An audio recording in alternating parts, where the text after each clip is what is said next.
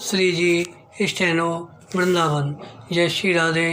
आनंद आशुलिपि पत्र का अंक 1, प्रतिलेखन संख्या 12, गति 80 शब्द प्रति मिनट। प्रारंभ करें। महोदया, हमारा यह कर्तव्य होना चाहिए कि वह हमारे परिवार का व्यक्ति है, हमारे घर का व्यक्ति है, हमारे समाज का व्यक्ति है। विराम। इस कर्तव्यपरायणता का अभाव हो रहा है, जिसकी वजह से जो हमें सेवा इनको देनी चाहिए वह सेवा इनको नहीं मिलती है। विराम। तीसरा यह कि किसी परिस्थिति में यह विधेयक हमें लाना पड़ा। विराम।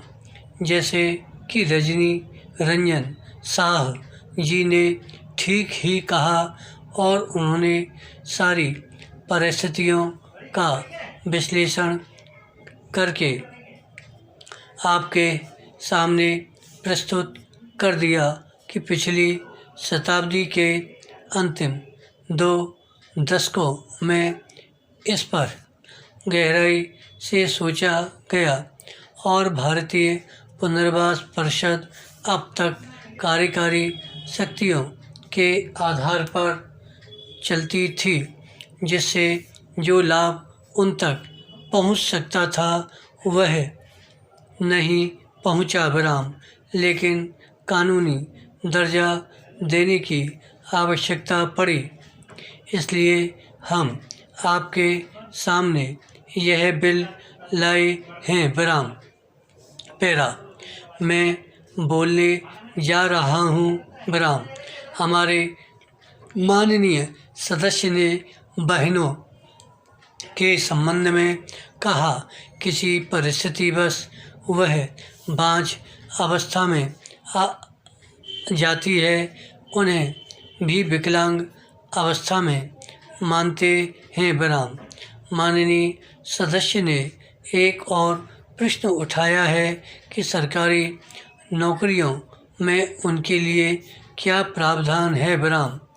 उनके लिए 3% का प्रावधान है। विराम। एक बात और मैं विशेष रूप से आपसे निवेदन करना चाहता हूँ कि मेरे पास इस तरह के जो भी पत्र आते हैं, जो भी विकलांग हैं, असमर्थ हैं, जिन्होंने शिक्षा प्राप्त कर ली है, योग्य हैं लेकिन उनको कहीं नौकरी नहीं मिलती है। विराम।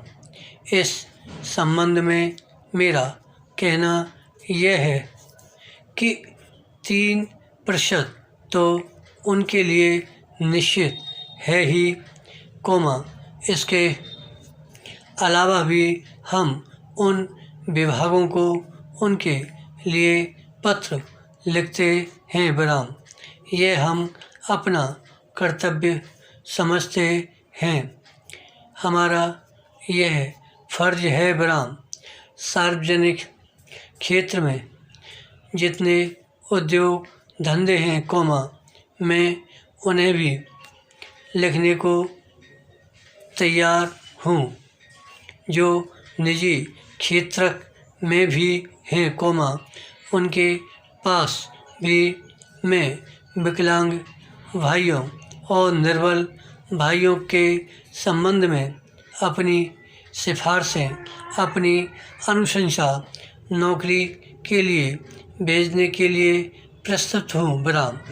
सिर्फ उत्तर इतना है कि आपका पत्र हमारे पास उनके संबंध में चला आए तो यह आधार बन जाता है उनकी मदद करने का, अन्यथा सीधे पत्र आता है तो छानबीन करने में समय लग जाता है। विराम।